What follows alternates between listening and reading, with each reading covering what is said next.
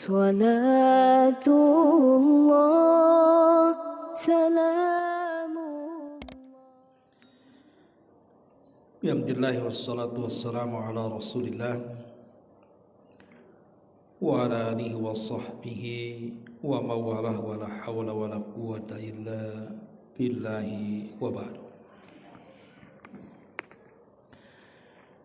Kita lanjutkan kajian kita, masih membahas kitab Minhajul Muslim, dan kita masuk pada bab wudu, tentang hal-hal yang membatalkan wudu.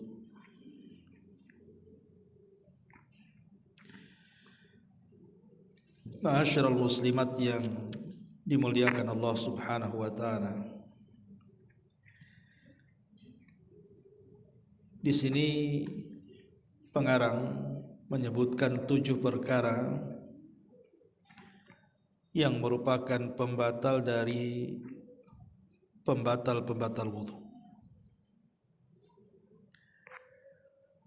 Apa saja dari pembatal wudu itu? Yang pertama, beliau menyebutkan adanya sesuatu yang keluar dari 2 lubang, kubul dan dubur, seperti air seni, madhi, wadi, kotoran atau kentut yang berbunyi ataupun yang tidak berbunyi. Semuanya itu disebut dengan hadas. Dan yang dimaksudkan dalam sabda Nabi sallallahu alaihi wasallam, la yaqbalullahu salata ahadikum idza ahdatsa hatta yatawadda. Allah tidak akan menerima salat salah seorang di antara kalian jika dia berhadas sampai dia berwudu. Jadi yang pertama adalah al-khuruj minas sabilaini qalilan kana au kathiran tahiran kana au najisan. Sesuatu yang keluar dari 2 jalan, apakah yang keluarnya itu sedikit ataukah yang keluarnya banyak, ataukah yang keluarnya sesuatu yang suci ataukah sesuatu yang najis. Yang jelas keluar dari kubul dan dubur, maka batal wudunya. Sesuatu yang najis tentu umumnya yang keluar dari 2 jalan memang najis, seperti kencing, kotoran, dan yang semacamnya. Tetapi sekalipun yang keluar itu tidak najis, seperti air mani. Air mani itu pendapat yang kuat tidak najis. Maka kalau keluar dari 2 jalur, tetap dinyatakan batal wudunya secara mutlak. Atau seseorang mengeluarkan batu, kencing batu. Batu itu suci, tetapi kalau keluar dari kubul maka membatalkan wudu. Ataupun orang yang melahirkan, terkadang ada, ya jarang sih, cuman bisa saja terjadi orang melahirkan itu tidak mengeluarkan darah, dan bayi itu suci, tetapi karena keluar dari kubul maka membatalkan wudu. Jadi ini kaedah ya. Jadi sesuatu yang keluar dari 2 jalur, baik kubul ataupun dubur, sedikit ataupun banyak, suci ataupun najis, maka membatalkan wudu.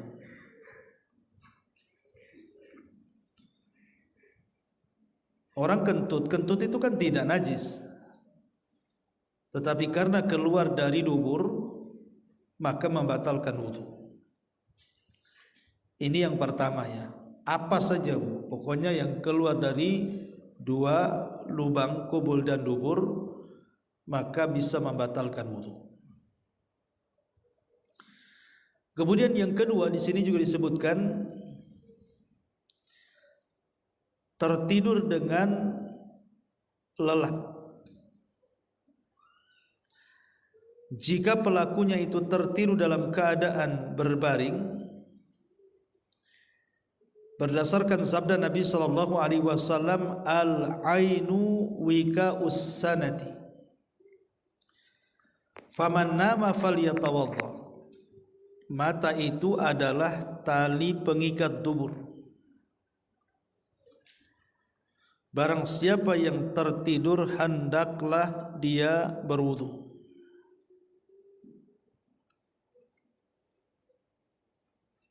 Jadi yang kedua yang merupakan pembatal wudu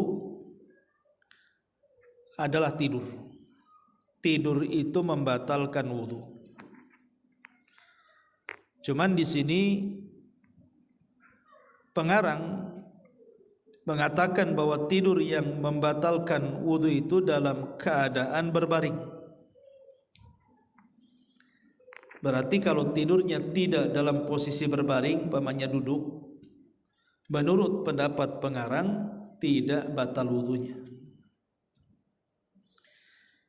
Memang permasalahan apakah tidur itu membatalkan wudu ataukah tidak membatalkan wudu ini memang perselisihan yang panjang sekali.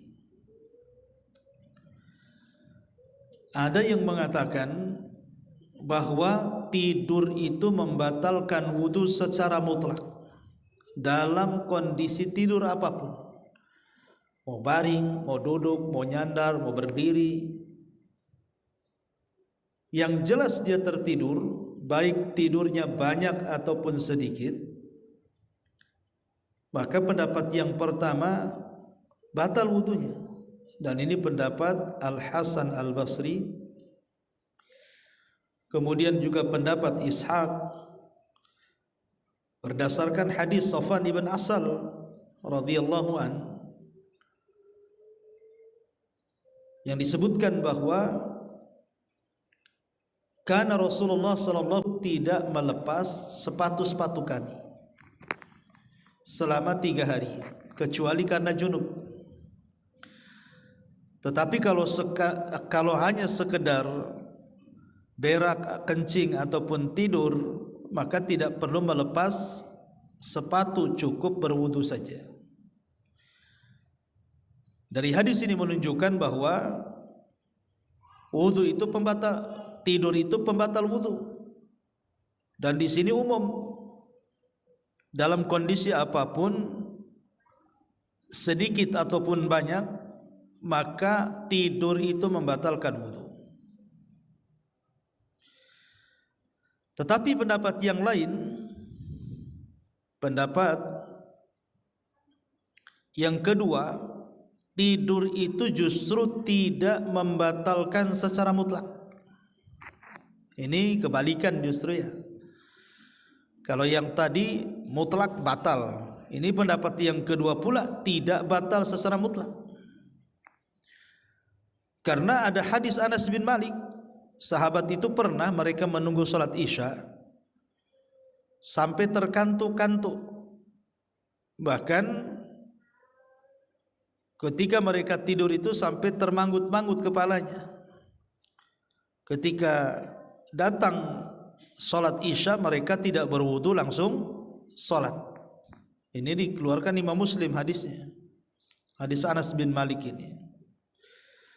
Lah dari hadis Anas bin Malik ini justru pendapat yang kedua bahwa tidur itu tidak membatalkan wudu, dan ini pendapat sahabat Rasul Abi Musa Al-Asy'ari dan seorang tabi'in namanya Sa'id ibn al-Musayyib.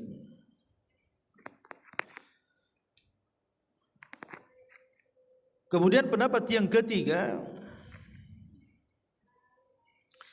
kalau seandainya kondisi tidurnya dia terduduk, jadi pantatnya itu melabuh ke bumi, maka tidak batal wudunya.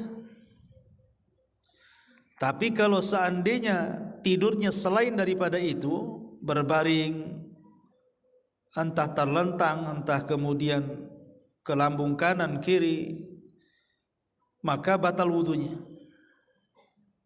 Dan ini pendapat Hanafiyah dan Syafi'iyah.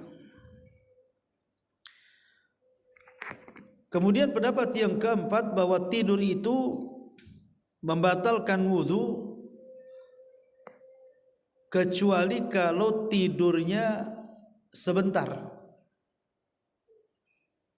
Jadi yang membatalkan wudu itu kalau tidurnya lama. Kalau hanya tidurnya sebentar, siat-siut saja bahasa kitanya, maka tidak membatalkan wudu. Dan banyak lagi pendapat-pendapat para ulama mengatakan bahwa tidur itu ada yang membatalkan wudu, ada yang tidak membatalkan wudu, ada yang membatalkan wudu dalam kondisi tertentu, dan begitu seterusnya.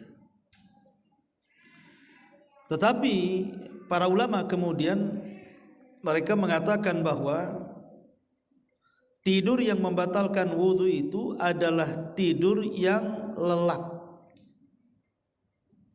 Jadi tidurnya lelap.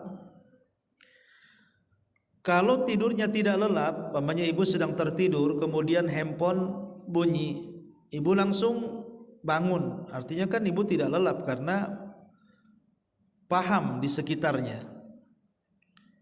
Maka kalau seandainya tidak lelap, maka tidak membatalkan wudu.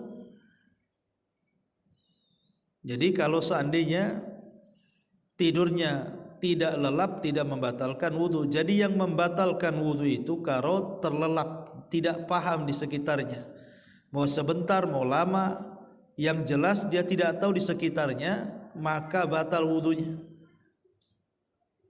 Maka batal wudunya. Dan inilah pendapat yang dikuatkan oleh Syekhul Islam Ibn Taimiyah rahimahullahu taala, dan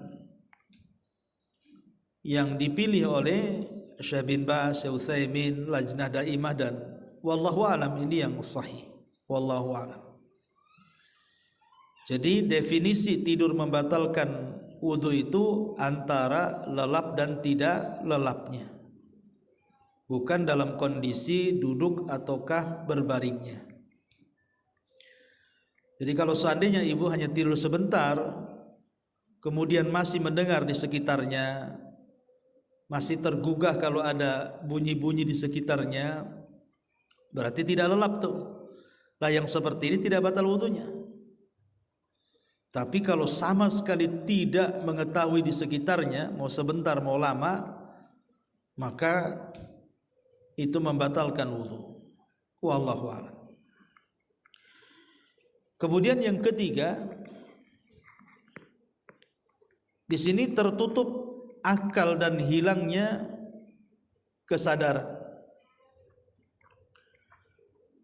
Jadi zawalul aqli, hilangnya akal,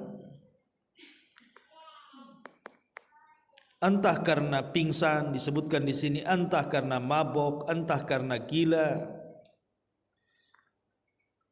maka zawalul aqli, hilangnya akal karena pingsan, karena tidur dan yang semacamnya, maka menurut pengarang di sini batal wudunya. Batal wudunya.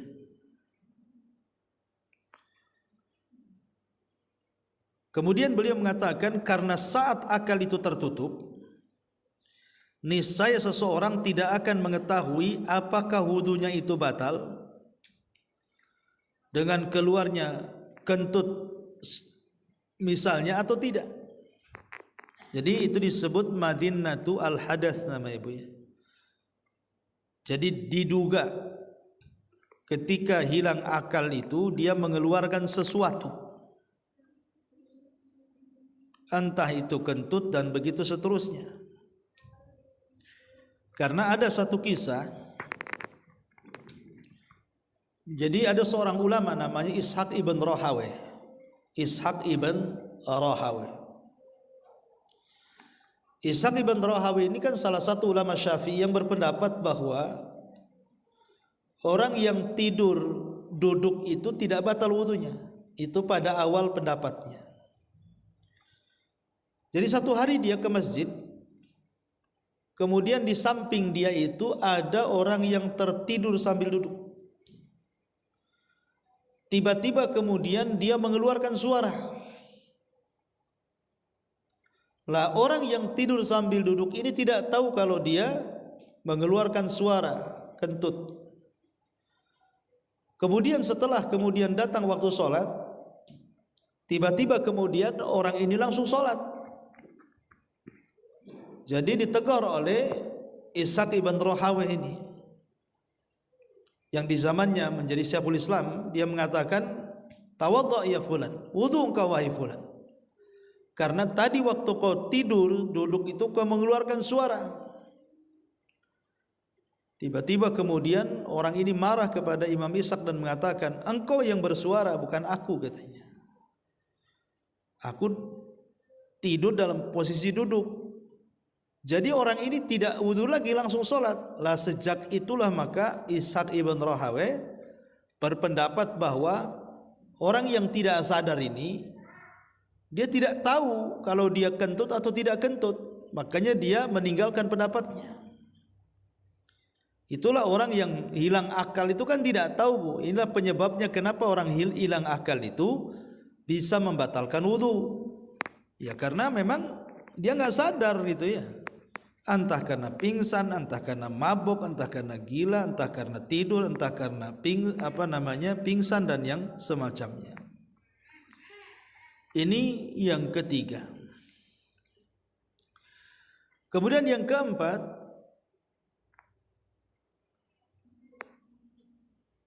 lamsu az-zakari, memegang kemaluan, ya, masul qubul awid dubur biliyad biduni hailin,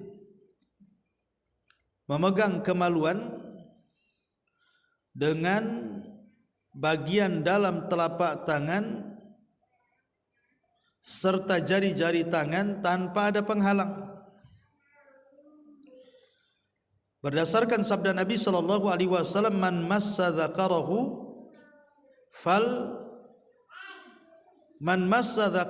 fala yusalli hatta yatawadda.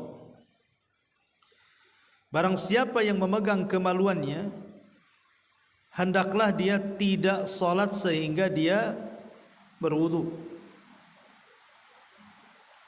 Dalam riwayat, man massa farjahu falyatawadda. Barang siapa yang memegang kemaluannya maka dia berwudu. Soal memegang kemaluan ini pun ulama yang masyhur itu terbagi menjadi 3 pendapat. Kalau pendapatnya Imam Syafi'i,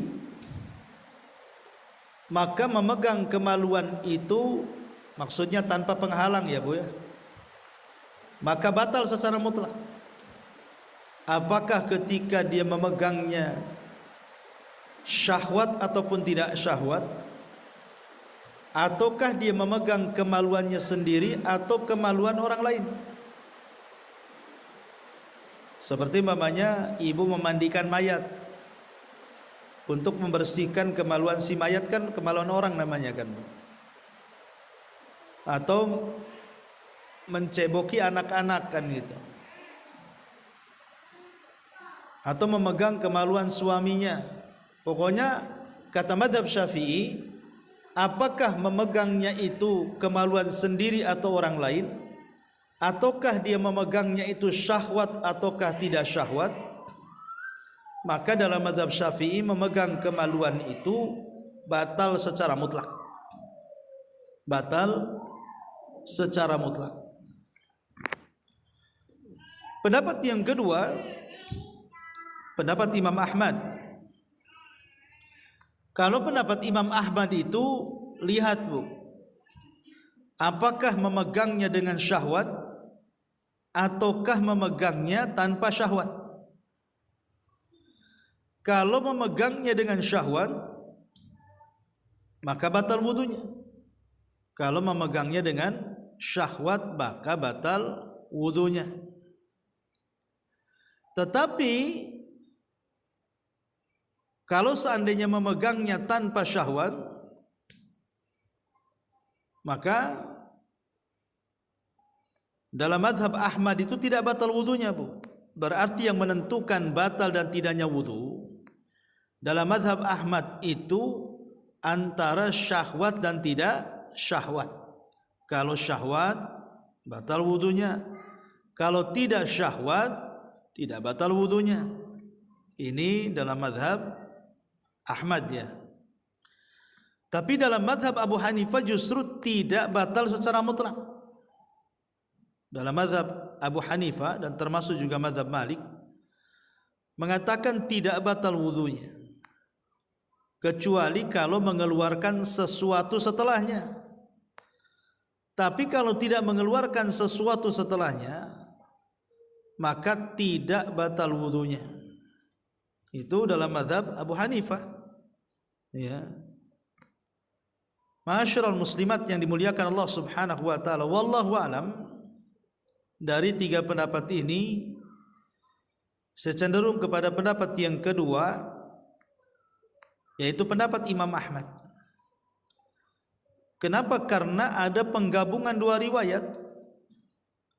Pertama, riwayat yang mengatakan man massa dzakarahu falyatawadda, barang siapa yang memegang kemaluannya maka dia berwudu. Itu riwayat yang pertama. Tapi ada riwayat yang lain, ketika seorang sahabat bertanya kepada Nabi sallallahu alaihi wasallam saat salat dia memegang kemaluannya, apakah kemudian membatalkan salat? Maka Nabi sallallahu alaihi wasallam mengatakan, la, innama huwa bid'atun minka, tidak, karena kemaluan itu bagian daripada kulitmu. Artinya memegang kemaluan itu sama dengan memegang hidung, memegang telinga, karena bagian dari kulit kita. Dari dua riwayat ini disimpulkan bahwa riwayat yang mengatakan batal wudunya dengan syahwat itu ditarik kepada hadis barang siapa yang memegang kemaluannya maka dia berwudu, artinya kalau dengan syahwat. Tapi kalau tidak dengan syahwat maka hadis yang mengatakan tidak itu bagian daripada kulitmu. Berarti dari sini ada tiga pendapat tentang masalah memegang kemaluan itu. Wallahu a'lam. Ini yang nomor 4. Ya. Kemudian di sini yang nomor 5, di antara nawaqidul wudu atau pembatal wudu adalah murtad. Ar-riddatu anil Islam.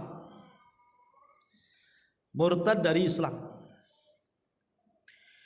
Beliau mencontohkan di sini, misalnya mengatakan sesuatu perkataan yang menyebabkan kufur, seperti umpamanya ibu habis wudu, tiba-tiba ibu mengatakan, semua agama itu bebas, mau milih Islam, mau milih Hindu, mau milih Buddha, mau milih Yahudi, Nasrani, terserah, karena orang beragama itu merdeka. Ini kufur, Bu, bisa keluar dari Islam. Ya, berarti kalau mengatakan seperti ini habis wudu, batal wudunya tuh. Atau mengatakan bahwa hukum selain dari hukum Allah itu lebih baik, kufur. Ya. Atau mengatakan semua agama sama, ini bisa kufur, Bu. Jadi mengatakan sesuatu perkataan yang menyebabkan dia kufur. Jika seseorang mengatakan perkataan itu atau menghalalkan yang diharamkan, khamr itu halal, zina itu halal, gitu kan, maka wudunya dihukumi batal. Bahkan bukan hanya wudunya, semua amal ibadahnya terhapus. Dan ini berdasarkan surah Az-Zumar ayat 65, la in asyrakta la yahbatanna amaluka wa la takunanna minal khasirin. Jika kamu mempersekutukan Allah, niscaya akan terhapus amalanmu dan tentulah kamu termasuk orang-orang yang merugi. Dari sini terjadi silang pendapat. Apakah kemudian orang yang murtad ini, kalau seandainya dia bertobat, Bu, apakah orang yang murtad ini kalau seandainya dia bertobat, kemudian amalannya balik lagi dari nol, ataukah kemudian dibalikkan lagi itu amalan yang sudah dia lakukan itu? Terjadi silang pendapat. Menurut Imam Ahmad, maka kalau seandainya seseorang kemudian dia bertobat setelah kekufuran, jadi orang yang murtad kemudian tobat, kemudian dia beramal soleh, berarti amal solehnya mulai dari nol. Karena amal soleh yang sudah dilakukan sebelum murtad terhapus dengan kemurtadannya. Berdasarkan surah Az-Zumar ayat 65 ini, lain asyrakta la yahbatanna amaluka wa la takunanna minal khasirin. Jika kamu mempersekutukan Allah, niscaya akan terhapus amalanmu dan tentulah kamu termasuk orang-orang yang merugi. Tapi pendapat Imam Syafi'i tidak. Pendapat Imam Syafi'i digantung. Kalau dia bertobat, orang yang murtad ini, maka dia akan dikembalikan amalan sebelum murtadnya. Tapi kalau dia mati dalam kondisi murtad, itulah baru amalannya akan terhapus dan hilang. Dan ini berdasarkan surah Al-Baqarah ayat 217. Wa man yartad minkum ang dinihi fayamut wa huwa kafirun fa ulaika habitat a'maluhum fid dunya wal akhirah wa ulaika ashabun nar hum fiha khalidun. Kata Al-Quran mengatakan seandainya mereka murtad dari agamanya lalu dia mati dalam keadaan kafir, maka mereka itulah yang sia-sia amalannya di dunia dan di akhirat, dan mereka itulah penghuni neraka, mereka kekal di dalamnya. Dalam ayat surah Al-Baqarah 217 ini ada kalimat fayamut wa huwa kafir. Jadi barang siapa yang murtad di antara kamu dari agamanya lalu dia mati dalam kondisi kafir, maka mereka itulah yang sia-sia amalannya. Artinya mafhum kebalikannya, kalau mereka tidak kafir, mereka balik ke dalam Islam, maka mereka tidak akan sia-sia amalannya. Dari sini dalam mazhab Syafi'i mengatakan orang yang murtad kemudian balik ke Islam, maka pahalanya akan dikembalikan. Tapi dalam mazhab Ahmad justru pahalanya lenyap dan kembali ke awal. Tapi yang jelas bahwa dengan adanya perselisihan ini, maka takutlah orang-orang yang murtad kalau seandainya amal usahanya kemudian dihapuskan oleh Allah Subhanahu wa taala, naudzubillah. Ini yang kelima yang membatalkan wudu adalah murtad. Kemudian yang keenam,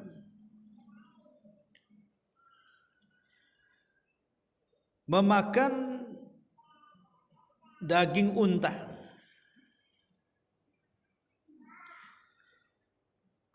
Berdasarkan pertanyaan seseorang kepada Nabi sallallahu alaihi wasallam, ana tawaddau min luhumil ghanami? Qala in syi'ta. Qala ana tawaddau min luhumil ibili? Qala na'am. Apakah kami harus berwudu wahai Rasul karena makan daging domba? Maka Nabi sallallahu alaihi wasallam mengatakan, kalau engkau mau berwudu ya silahkan. Kemudian sahabat bertanya lagi, apakah kami harus berwudu dari memakan daging unta? Maka Nabi sallallahu alaihi wasallam mengatakan, ya, berwudu. Ya. Kemudian kata pengarang di sini, akan tetapi Mayoritas sahabat tidak berpendapat harusnya berwudu sehabis memakan daging unta. Karena hadis yang memerintahkan sudah dimansuh dibatalkan ketentuan hukumnya. Juga mayoritas sahabat tidak berwudu setelah memakan daging unta, termasuk Khulafaur Rasyidin yang keempat. Jadi ada yang berpendapat, kata pengarang di sini, maksudnya hadis ini sudah dimansuh, sehingga para sahabat mereka tidak berwudu ketika mereka memakan daging unta, termasuk Khulafaur Rasyidin, katanya di sini pengarang rahimahullahu taala mengatakan seperti itu. Tetapi wallahu alam, pendapat yang kuat bahwa memakan daging unta itu termasuk pembatal wudu. Karena Nabi SAW jelas ditanya di sini, apakah kami memakan daging unta harus berwudu? Maka Rasul mengatakan, tawadhdha'u minha, berwudulah kalian dari memakan daging itu. Ada yang kemudian mencari-cari alasan, kenapa kemudian memakan daging unta diharuskan berwudu? Kenapa pula kemudian memakan daging kambing tidak harus berwudu? Jadi ada yang mencari-cari hikmah, karena unta itu diciptakan tabiatnya dari setan. Jadi unta itu diciptakan tabiatnya dari syaitan. Sementara kambing itu tidak. Jadi unta itu memiliki tabiat setan. Dikhawatirkan orang yang memakan daging unta ini, dia mewarisi kekuatan setan. Makanya disyariatkan berwudu untuk menghilangkan kekuatan setan itu, Bu. Itu yang mencari-cari alasannya. Kenapa? Karena ada hadis Bara bin Azib radhiyallahu an, Rasul melarang tidak boleh salat di tempat unta. Kata Rasul, la tusallu fi mabarikil ibili fa innaha minasyayatin. Jangan kalian salat di tempat istirahatnya unta, karena sesungguhnya unta itu dari setan. Maksudnya tabiatnya diciptakan dari setan. Itu yang kenapa kemudian Nabi Shallallahu Alaihi Wasallam memerintahkan kita berwudu setelah memakan daging unta, karena unta itu tabiatnya dari setan.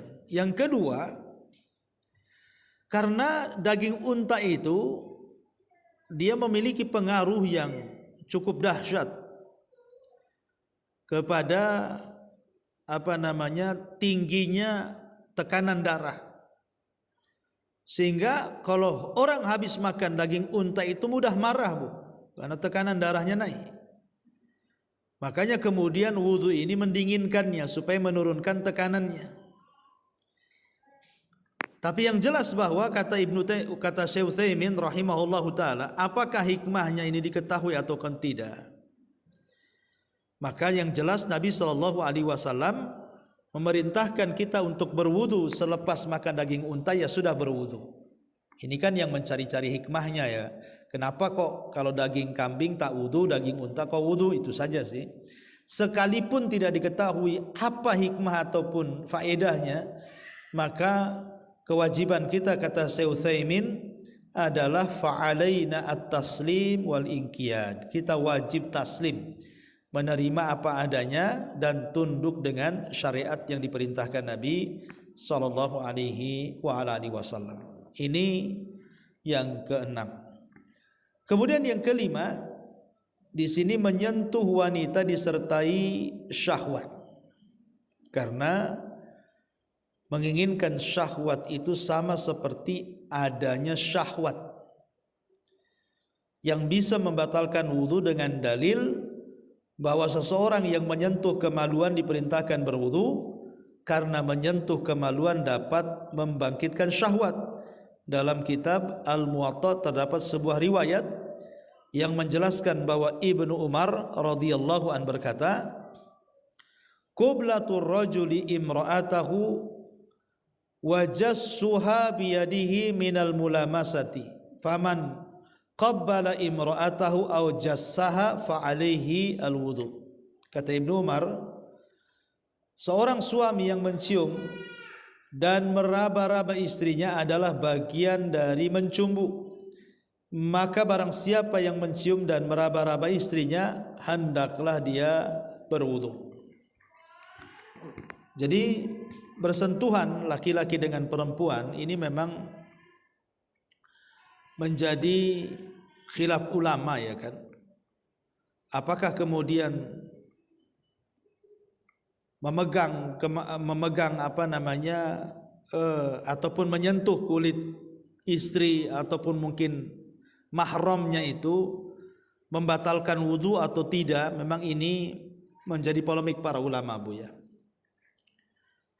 Jadi ada yang mengatakan bahwa bersentuhan kulit antara laki-laki dan perempuan, ibu dengan suami atau suami dengan ibu, pendapat yang pertama tidak batal secara mutlak. Tidak batal secara mutlak.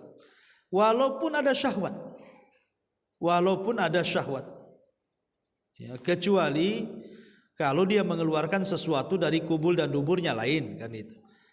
Tapi kan tidak mengeluarkan sesuatu walaupun dengan syahwat, maka tidak batal wudunya secara mutlak. Ini mazhab Hanafi dan juga satu riwayat daripada mazhab Hambali, dan ini pula yang dipilih oleh Al-Imam As-San'ani, Syekh bin Baz, Syekh Albani, Syekh Ibnu Utsaimin dan yang lainnya, mengatakan bahwa memegang atau bersentuhan kulit laki-laki dan perempuan itu tidak batal secara mutlak. Dalilnya, pertama hadis Urwah dari Aisyah radhiyallahu anha, di mana Nabi SAW pernah mencium istri-istrinya, kemudian keluar sholat dan tidak berwudu. Ya, menunjukkan bahwa kalau memang mencium itu kan bersentuhan, namanya mencium kan, Bu, itu membatalkan wudu. Tentu Rasul akan berwudu, tapi Rasul langsung sholat dan tidak berwudu. Ini satu riwayat. Kemudian riwayat yang kedua, riwayat Aisyah juga, di mana dia mengatakan, aku pernah tidur di samping Nabi SAW, sementara kedua kaki Rasul itu menjulur ke kiblat. Kemudian Aisyah tersentuh kakinya, Rasul sedang sholat, tangan Aisyah itu tersentuh dengan kaki Rasul ketika sholat itu, dan Rasul tidak membatalkan sholatnya. Kalau memang menyentuh kulit laki-laki dan perempuan itu batal sholatnya, tentu Rasul akan batalkan sholatnya kan, Bu, menunjukkan tidak batal wudunya. Ya. Kemudian juga hadis yang ketiga, Aisyah juga pernah kehilangan Rasul, kemudian diraba-raba gitu kan, rupanya dia terkena sentuhan kedua kaki Nabi SAW, dan Nabi SAW langsung sholat subuh dan tidak berwudu. Artinya Nabi tidak membatalkan wudunya. Ya, ini juga dalil bahwa memegang atau bersentuhan laki-laki dan perempuan itu tidak batal wudunya. Tetapi dalam mazhab yang lain, bahwa memegang ataupun bersentuhan laki-laki dan perempuan itu batal wudunya, seperti yang disebutkan oleh pengarang di sini. Ini pendapat pengarang yang kita baca, ini batal wudunya, karena memang dalam mazhab Syafi'i memang batal wudunya, wallahu a'lam. Tapi pendapat yang kuat saya pribadi tidak batal wudunya. Taib, inilah 7 pembatal-pembatal wudu yang disebutkan pengarang. Kemudian di sini ada faktor penyebab dianjurkannya berwudu. Apa saja? Tempat-tempat ataupun perbuatan-perbuatan yang disunahkan berwudu di sini. Pertama di sini, orang yang berpenyakit hadas, yakni seseorang yang pada kebanyakan waktunya tidak berhenti di sini buang kotoran dan mengeluarkan kentut bagi seseorang yang menderita hal tersebut. apa istilah ibu salasil itu penyakit yang kencing terus, kentut terus gitu ya. Maka kalau punya penyakit seperti ini terus-terusan kencing atau mengeluarkan darah, maka dia harus berwudu setiap kali hendak sholat. Kemudian yang kedua, wanita yang mengalami istihadhah. Jadi wanita yang mengalami istihadhah, dia mandi sekali kemudian wudu setiap hendak sholat. Dan ibu harus paham mana haid mana istihadhah supaya jangan meninggalkan sholat di waktu diwajibkan sholat. Karena ada orang tidak paham istihadhah dengan haid, disangkanya haid padahal istihadhah, akhirnya dia meninggalkan sholat, berarti berdosa itu karena dia meninggalkan kewajiban namanya ya. Jadi waktu wanita istihadhah maka disunahkan seseorang itu untuk wudu. Kemudian orang yang memandikan jenazah di sini, orang yang memandikan jenazah. Jadi kalau ibu memandikan jenazah, kemudian selesai memandikan jenazah maka ibu pulang wudu. Nah, itu sunnah hukumnya. Nah, di sini pengarang menyebutkan 3 perkara. Sebenarnya banyak gitu ya, tempat-tempat yang kita harus atau disunahkan berwudu, seperti umpamanya ketika seseorang hendak berzikir, itu disunahkan berwudu. Karena Nabi SAW yang mengatakan inni karihtu an adzkurallah illa ala tahrin. Kata Rasul, aku tidak suka ketika mau berzikir kepada Allah tidak dalam kondisi suci. Artinya Rasul menganjurkan untuk berwudu setiap hendak berzikir. Kemudian juga hendak tidur, yang kedua hendak tidur, Rasul selalu menganjurkan agar kita berwudu sebelum tidur, karena di antara faedahnya kalau seseorang berwudu sebelum tidur maka nanti dikirim malaikat yang akan mendoakan ibu saat tidur. Saat ibu guling ke arah kanan, malaikat sebelah kanan akan mengatakan, ya Allah ampuni orang ini, ya Allah rahmati orang ini. Kemudian ketika dia berbalik ke arah kiri, malaikat sebelah kiri mengatakan, ya Allah ampuni orang ini, ya Allah rahmati orang ini, sampai dia bangun ya. Jadi itu faedahnya berwudu sebelum tidur. Kemudian juga orang yang junub, ibu sedang junub tetapi belum mandi, ibu mau makan, mau tidur, mau melakukan hubungan lagi, mau minum, itu disunahkan berwudu kalau ibu belum mandi ya. Kemudian juga yang keempat, wudu sebelum mandi. Sebelum mandi besar itu sunnah wudunya. Nanti akan sampai pembahasannya. Atau ibu memperbaharui wudu, sudah wudu lagi nggak apa-apa. Nah, itu sangat baik sekali gitu ya. Jadi ataupun seseorang berwudu hendak melakukan hubungan lagi. Jadi ini diantara tempat-tempat yang juga dianjurkan untuk seseorang itu berwudu. Wallahu alam. Ini sampai di sini materi tentang pembatal wudu dan tempat-tempat yang disyariatkan untuk berwudu. Insyaallah kita nanti sampai kepada pasal keempat, masalah mandi. Taib, sampai di sini. Kalau ada yang bertanya silakan.